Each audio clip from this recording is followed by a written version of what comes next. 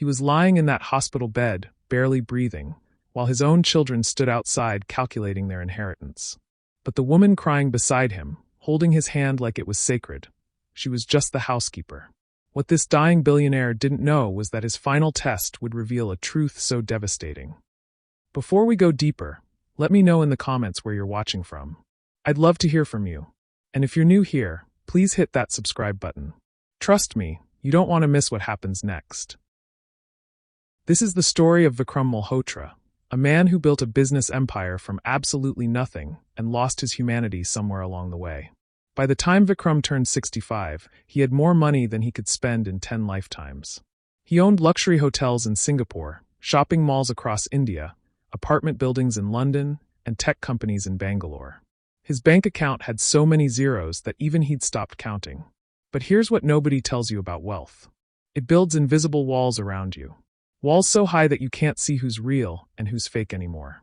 And Vikram had been living behind those walls for so long, he'd forgotten what it felt like to be loved for just being himself. His wife, Anjali, had died 8 years ago. She was a simple woman who'd married him when he was nobody, back when they lived in a tiny one-room apartment and ate dal and rice for dinner every single night. She loved him when he had dreams but no money. When he had hope but no success. When he was just Vikram, not Vikram Malhotra the billionaire. When Anjali died, something inside Vikram died too. He stopped believing in people. Every smile looked fake to him. Every kind word sounded like a lie. His own children, Kavya and Rohan, only visited twice a year, and every single time they came with problems that needed money to solve. His business partners smiled at meetings and plotted against him in private. Even his oldest friends, people he'd known for 30 years, suddenly disappeared when his investments failed. So Vikram did what any broken man would do. He became cold, mean, suspicious of everyone. He started testing people in small, cruel ways, watching them fail again and again. And then one evening, sitting alone in his massive study overlooking the gardens of his Delhi mansion, an idea came to him. A terrible, brilliant idea. What if he faked a serious illness? What if he pretended to be dying and watched to see who stayed? Who cried real tears? Who counted his money before his body was even cold? But to understand why Vikram needed this test so desperately, you need to understand Priya Sharma. Priya was 40 years old, a widow who'd lost her husband in a factory accident 4 years earlier. She had a daughter, 16-year-old Asha, who was smart, hardworking, and dreamed of becoming a doctor. But dreams need money, and Priya had none.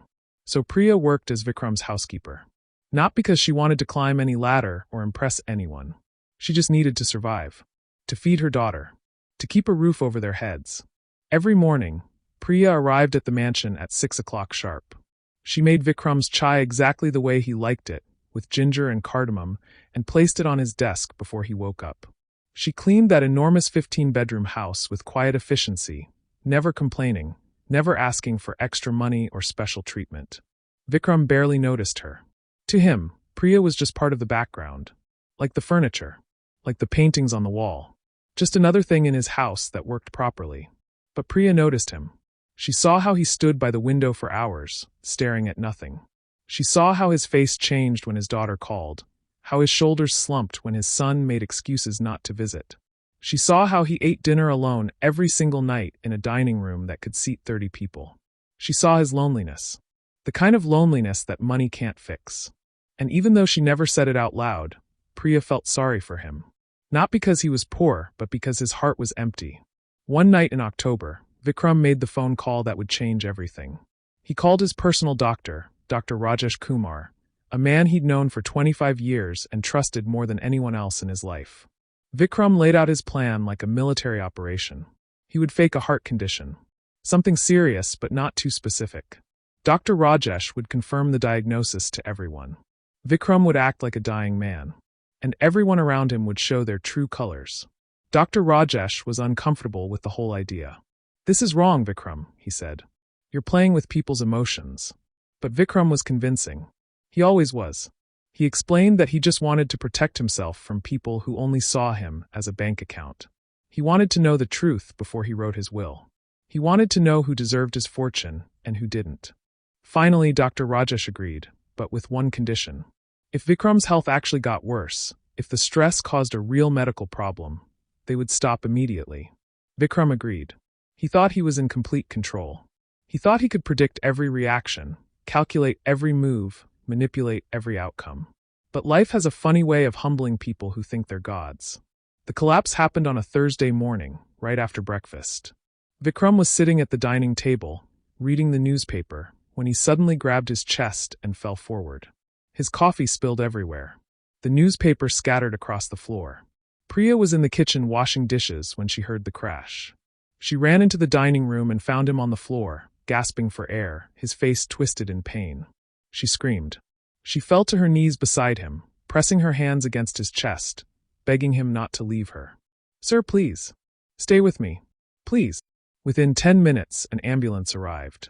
Dr. Rajesh was already there, playing his part perfectly, shouting medical terms, checking Vikram's pulse, looking very, very worried. They lifted Vikram onto a stretcher and rushed him to Apollo Hospital, the most expensive private hospital in Delhi. Priya rode in the ambulance, holding Vikram's hand the entire way, whispering prayers under her breath. She didn't think about her salary. She didn't think about her job.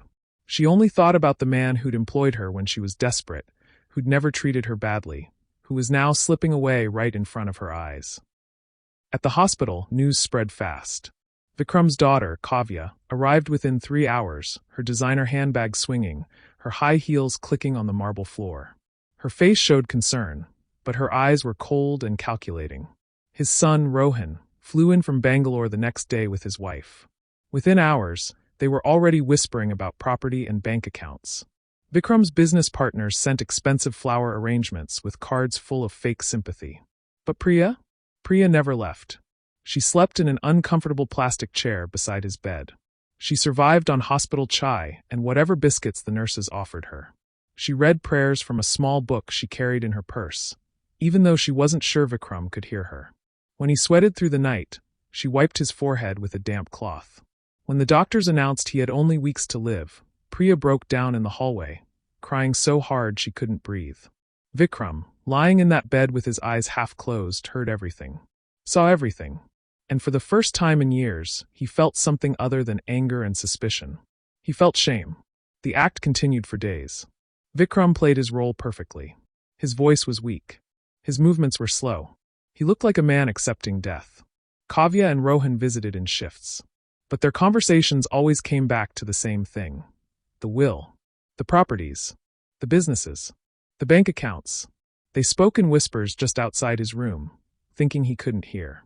But he could hear every single word. Every calculation. Every lie wrapped up in fake concern. They asked Dr. Rajesh pointed questions about how much time was left and whether their father was still mentally capable of making decisions. Meanwhile, Priya sat by Vikram's side, holding his hand, telling him stories about her daughter. About Asha's dreams of becoming a doctor. About the small miracles that kept her going when life got hard. About the kindness of strangers who'd helped her after her husband died. She never asked for anything. Not once. And that's when Vikram realized something that completely shattered him. The only person in his entire life who truly cared whether he lived or died was the one person he'd never really noticed. But then, one night, something happened that made Vikram's blood run cold. It was past midnight. Vikram was lying in bed, pretending to sleep. And he heard Priya in the hallway just outside his room, talking on her phone. Her voice was low, shaking, scared. "I can't keep this secret anymore," she whispered. "It's killing me inside. I have to tell someone. I have to do the right thing." Vikram's heart actually skipped a beat. His mind started racing. Was she talking about him? Had she figured out the test? Was she planning to go to the newspapers? To expose him? To sell his story for money? Every bit of trust he'd been building collapsed in that moment. The old suspicion came flooding back, cold and familiar. He wanted to confront her. To demand answers. But he couldn't. Not without ruining everything. So he waited. And the next morning, he made a decision that would change everything. He decided to take the test even further. He decided to die. Dr. Rajesh was furious when Vikram told him the new plan. "You've gone too far," the doctor said angrily. "This isn't a game anymore. You're playing with that woman's heart." But Vikram wouldn't listen. He needed to know the truth. He needed to see what Priya would do when she thought he was gone. When there was no reward. No salary. No audience. So they staged it. Early one morning, Dr. Rajesh walked into the waiting room where Priya had fallen asleep in her chair. He touched her shoulder gently and said the words, "He's gone." "I'm so sorry." Priya's scream echoed through the entire hospital floor. She collapsed. Her whole body shook with sobs. The nurses had to help her to a chair. She refused to leave. She sat outside his room for hours, staring at the door like she was waiting for a miracle. When they finally let her see the body, she stood at the foot of the bed, tears streaming down her face, and whispered, "Thank you for everything, sir. I hope you're finally at peace." Vikram, watching through a hidden camera from another room, felt his chest tighten. Not from any fake illness. From guilt. From the crushing weight of what he'd done. But he couldn't stop now. The test wasn't finished. He needed to see what happened next. And what happened next almost destroyed him. If you're feeling this story right now, if it's touching something deep inside you, do me a huge favor. Hit that subscribe button and like this video. It really helps this story reach other people who need to hear it. People who are building walls when they should be building bridges. People who are testing when they should be trusting. Your one click could change someone's perspective today. Thank you, and let's continue. Priya went back to the mansion alone and did something nobody expected. She started cleaning. Not because anyone told her to. The family had already informed her they didn't need her services anymore. But she wanted the house to be perfect for Vikram's memorial service. She spent hours mopping floors, arranging flowers, setting up chairs in the garden. She used her own money she desperately needed for her daughter, to buy candles and a guest book. She did all of this while her heart was breaking. While exhaustion made her hands shake. While the family she'd served argued over money in the very rooms she was cleaning. And when Kavya snapped at her, "You're just the help. You have no business organizing anything," Priya simply nodded and kept working. Meanwhile, Vikram's lawyers began reading the will. And that's when the real ugliness began. Kavya and Rohan fought over everything. Every property. Every business. Every piece of jewelry. They accused each other of being the favorite child. Of manipulating their father. Of lying and scheming behind each other's backs. Business partners started calling, suddenly remembering loans that Vikram supposedly owed them. Old friends came out of nowhere with stories about promises Vikram had supposedly made. It was disgusting. A complete circus of greed. And through it all, Priya stayed quiet. She attended the memorial service, standing in the very back, her face swollen from crying. And then she disappeared. Nobody noticed. Nobody cared. Vikram, still hidden, still watching all of this unfold, felt a rage he hadn't felt in decades. Not at Priya. At himself. At the world he'd built. At the people he'd surrounded himself with. But he still had one final piece of the puzzle to solve. That phone call. The secret Priya couldn't keep. 3 days after his fake death, Vikram's head of security brought him a recording. The full conversation. The one he'd only heard part of. And when Vikram listened to it, when he heard the whole truth, he broke down and cried like a child. Priya hadn't been talking about him at all. She'd been talking about her daughter. Asha had been offered a scholarship to a top medical college. But the scholarship required a reference letter from someone important. Someone who could vouch for her character and potential. Priya had been too proud to ask Vikram while he was alive. Too afraid of seeming like she was using him. Too worried about crossing a line. So she'd called her local priest, asking if he could write the letter instead. And she'd been confessing how guilty she felt. How she'd kept this opportunity secret. How she was terrified she'd missed the chance to give her daughter a better life. That was the secret she couldn't keep. Not some betrayal. Not some scheme. Just the quiet heartbreak of a mother who wanted to do right by her child. Vikram sat alone in that dark room, listening to the recording over and over, and realized something that shattered the last wall around his heart. Priya had never needed to pass his test. He was the one who'd been failing hers all along. The next morning, Vikram Malhotra walked through the front gate of his mansion. Alive. Healthy. Very much not dead. The security guard fainted. The cook dropped a pot. Kavya screamed. Rohan stumbled backward, his face white as milk. But Vikram didn't care about any of them. He walked straight through the house, past his children scrambling for explanations, past the lawyers shouting about ethics and legality. He found Priya in the garden, on her knees, planting marigolds by the pathway. She looked up, saw him, and froze. For a long moment, neither of them spoke. The whole world seemed to stop. Then quietly, his voice breaking, Vikram said, "I need to tell you the truth." And he did. He told her everything. The fake illness. The test. The cameras. The desperate need to know if anyone in his life was real. He told her about the phone call he'd misunderstood, about the shame that was eating him alive, about the fact that she, a woman he'd barely acknowledged, had shown him more humanity in 2 weeks than his own family had in 20 years. Priya listened, her face unreadable. When he finished, she stood up, brushed the dirt off her knees, and looked him directly in the eye. "You didn't have to test me," she said softly. "You just had to ask." Vikram expected anger. Expected her to slap him, curse him, walk away forever. But Priya just sighed a deep, tired sigh and said, "I hope you found what you were looking for, sir. I really do." She turned to leave.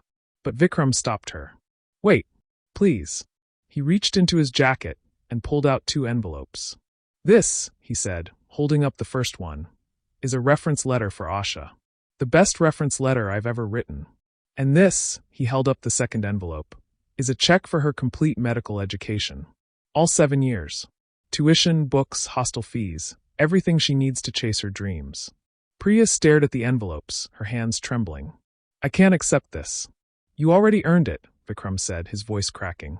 "You earned it every single day you showed up. Every night you stayed. Every moment you treated me like a human being, not a bank account. Please, let me do this one decent thing." Tears filled Priya's eyes. She took the envelopes and pressed them against her chest. "Thank you," she whispered. And then, because Priya was Priya, she added, "But you have to promise me something. Anything. Stop testing people. Start trusting them. Life is too short for all this suspicion." Vikram nodded, unable to speak. Priya walked away, back to her daughter, back to her life, leaving Vikram standing alone in the garden he'd built, but never really appreciated. But this story doesn't end there. Because 4 months later, Vikram Malhotra collapsed again. This time it wasn't a test. It was real. A massive heart attack, sudden and devastating. By the time the ambulance arrived, it was too late. He died on the way to the same hospital, traveling the same route he'd faked months earlier. This time there were no cameras. No scripts. No hidden agenda. Just a man alone, his final thoughts a mystery. The will was read 3 weeks later. And it shocked absolutely everyone. Vikram had completely rewritten it the day after his confrontation with Priya. He left Kavya and Rohan a decent trust fund, enough to live comfortably but not extravagantly. And he included a note. "The rest you'll have to earn yourselves." He left his business empire to a team of professional managers with strict instructions to donate 70% of all profits to charity. And he left Priya half of his personal estate, including the mansion itself, with one condition: that she turn it into a foundation for widows and their children. A place where women like her could find support, education, job training, and hope. The family fought it, of course. They hired expensive lawyers. They screamed about unfairness and manipulation. But the will was solid. Vikram had made absolutely sure of that. And after months of legal battles and sleepless nights, Priya won. She kept her promise. She transformed that cold, lonely mansion into a home filled with laughter, learning, and second chances. The Anjali Malhotra Foundation, named after Vikram's late wife, now helps hundreds of women every year. It provides job training, educational scholarships, counseling, and childcare. And every year, on the anniversary of Vikram's death, Priya plants marigolds in the garden. The same garden where she was kneeling the day he came back from the dead. She whispers a prayer. Not for his money. Not for his legacy. But for his soul. For the broken man who learned, just in time, that the greatest wealth isn't measured in bank accounts, but in the people who stay when you have nothing left to give. Now I want to ask you something, and I really want you to think about it. If you were in Vikram's position, would you have done the same thing? Would you test the people closest to you?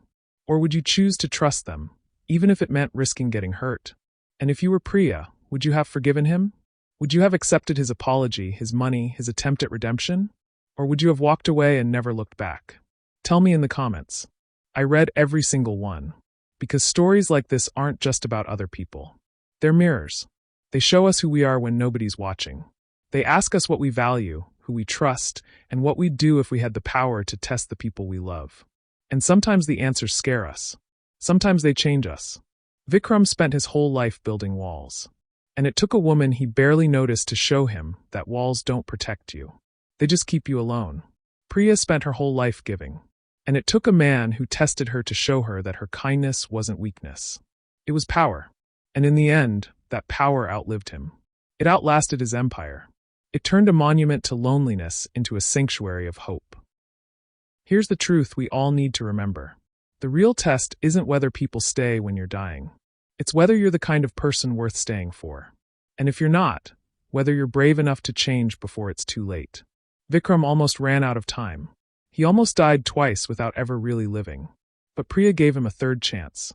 Not because he deserved it, but because that's who she was. And maybe that's the lesson.